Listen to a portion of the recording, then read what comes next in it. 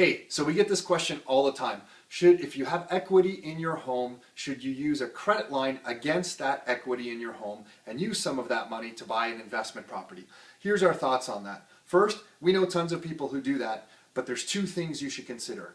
The first thing is, if you have to take into consideration the cost of carrying that credit line. So when you take that money from your credit line, how much is it costing you every month? And is that going to put you in a difficult situation to maintain the mortgage and the payments on your own home? If it is, don't do it. The place that you live in is really important, so don't overstretch yourself. And then second, you should also look at the investment property and look at the carrying costs of the investment property and include the carrying costs that you're going to be paying on your credit line into the carrying costs on the investment property. And when you do that, does the investment property produce enough income to pay for both the mortgage, the property tax, the insurance, and the interest payments on your credit line?